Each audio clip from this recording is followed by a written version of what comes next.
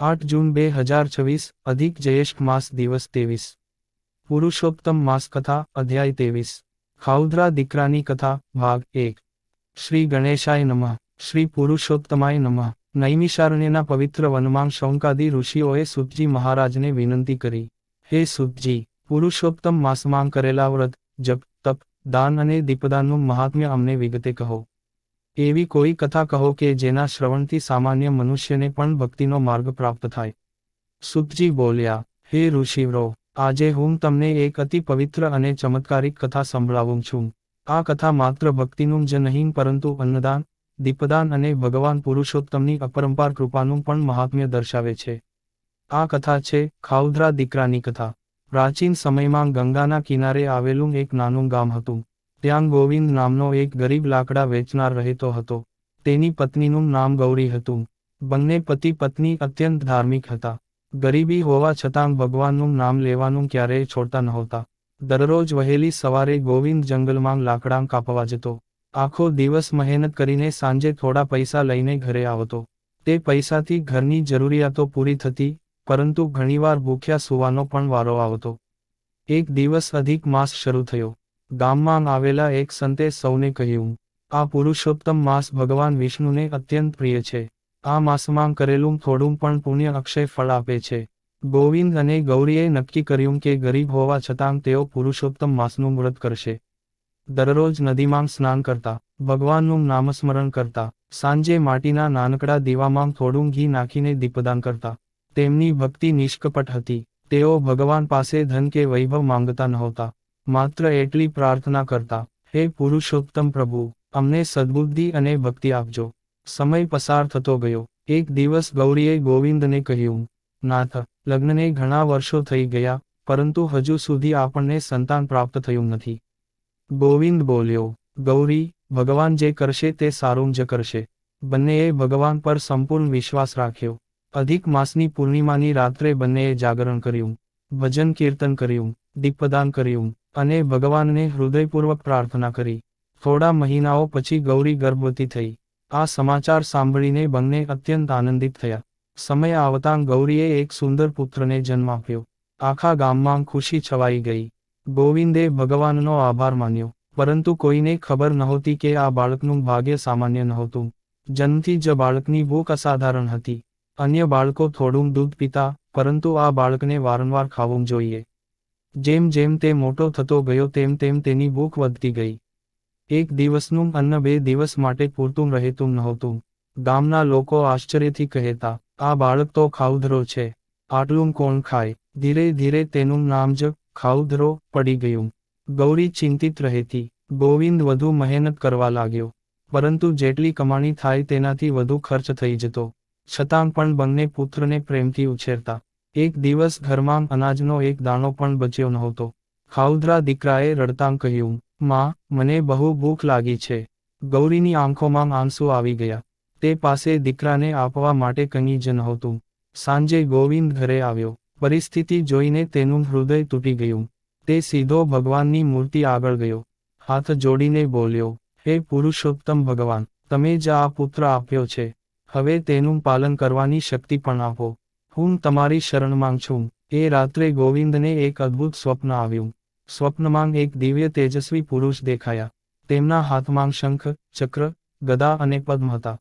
ગોવિંદ તરત સમજી ગયો કે આ તો સ્વયં ભગવાન પુરુષોત્તમ છે. ભગવાન સ્મિત કરીને બોલ્યા, હે ભક્ત, તારી ભક્તિથી હું પ્રસન્ન છું. ગોવિંદે પ્રણામ કરીને પૂછ્યું, પ્રભુ, મારા દીકરાની આ અતિશય ભૂખનું કારણ શું છે? ભગવાન બોલ્યા, તેના પૂર્વજન્મનું એક રહસ્ય છે. આટલું કહીને ભગવાન અંતર્ધાન થઈ ગયા. ગોવિંદની ઊંઘ ઉડી ગઈ. તે સવાર થવાની રાહ જોવા લાગ્યો. તેના મનમાં એક જ પ્રશ્ન હતો, આ ખાઉધરા દીકરાનું પૂર્વજન્મનું રહસ્ય શું હશે? આગળ ભાગ 2 માં. ખાઉધરા દીકરો પૂર્વજન્મમાં કોણ હતો? તેને આ જન્મ કેમ મળ્યો? એક સંતનો શાપ કેવી રીતે લાગ્યો? દીપદાનના પુણ્યે તેનું રક્ષણ કેવી રીતે કર્યું? અને ભગવાન પુરુષોત્તમ શું રહસ્ય પ્રગટ કરે છે? જય શ્રી પુરુષોત્તમ ભગવાન. પુરુષોત્તમ માસ કથા અધ્યાય 23 ખાઉધરા દીકરાની કથા ભાગ 2 શ્રી ગણેશાય નમઃ શ્રી પુરુષોત્તમાય નમઃ. સવારે ઉઠીને ગોવિંદનું મન ખૂબ જ વ્યાકુળ હતું. આખી રાત ભગવાનના દર્શન અને તેમના શબ્દો તેના હૃદયમાં ગુંજતા રહ્યા. તેના પૂર્વજન્મનું એક રહસ્ય છે. આખરે ગોવિંદ નદીમાં સ્નાન કરીને ભગવાનની પૂજા કરવા બેઠો. તેની આંખોમાં આંસુ હતા. તે પ્રાર્થના કરવા લાગ્યો, હે દયાળુ પુરુષોત્તમ પ્રભુ, મને મારા પુત્રનું રહસ્ય જાણવાની શક્તિ આપો. તે જ સમયે ગામમાં એક વૃદ્ધ સંત પધાર્યા. તેમના મુખ પર દિવ્ય તેજ ઝળહળતું હતું. ગોવિંદે સંતને પોતાના ઘરે આમંત્રિત કર્યા. ઘરમાં ભલે કશું નહોતું, છતાં ગૌરીએ પ્રેમથી પાણી અને થોડાં ફળ સંત સમક્ષ ધર્યા. સંત ખૂબ પ્રસન્ન થયા. તેમણે કહ્યું, ગરીબીમાં પણ જે ભક્તિ અને આતિથ્ય ન છોડે તેના ઉપર ભગવાનની વિશેષ કૃપા રહે છે. ગોવિંદે સંતના ચરણોમાં માથું નમાવીને પોતાના પુત્ર વિશે પૂછ્યું. સંત થોડો સમય ધ્યાનમાં લીન રહ્યા.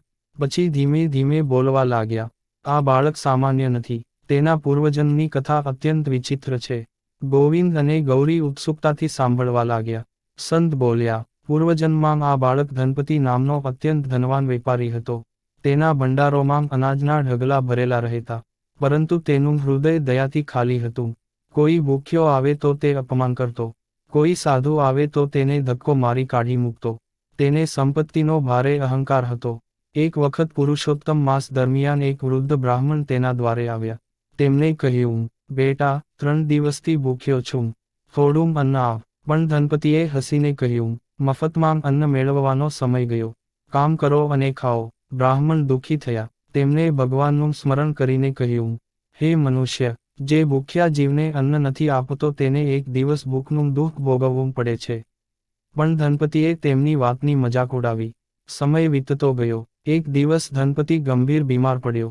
વૈદ્યો આવ્યા, દવાઓ થઈ, પણ મૃત્યુ ટાળી શકાયું નહીં. મૃત્યુ પછી યમદૂતો તેને યમલોકમાં લઈ ગયા. ત્યાં ચિત્રગુપ્તે તેના કર્મોનો હિસાબ રજૂ કર્યો.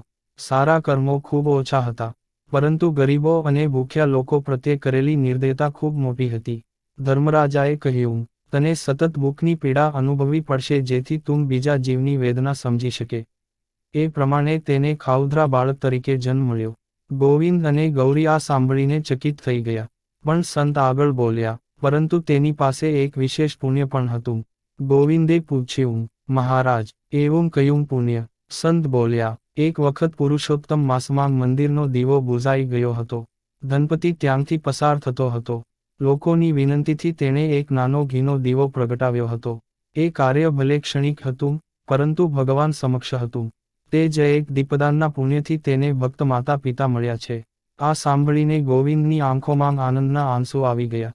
સંત બોલ્યા, હવે તેનો ઉદ્ધાર નજીક છે.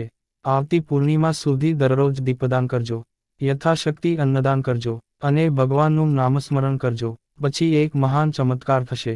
આશીર્વાદ આપીને સંત વિદાય થયા. તે દિવસથી ગોવિંદ અને ગૌરીએ વધુ શ્રદ્ધાથી વ્રત શરૂ કર્યું. દરરોજ સાંજે ભગવાન સમક્ષ ઘીનો દીવો પ્રગટાવતા. ખાઉધરા દીકરાને પણ ભજનમાં બેસાડતા. ધીમે ધીમે બાળકના મનમાં પણ ભક્તિ જાગવા લાગી. પરંતુ હજુ ભગવાનની સૌથી મોટી કૃપા પ્રગટ થવાની બાકી હતી. પૂર્ણિમાની રાત્રે આખું ગામ એક એવો ચમત્કાર જોવા જતું હતું કે જેની ચર્ચા વર્ષો સુધી થવાની હતી. જય શ્રી પુરુષોત્તમ ભગવાન.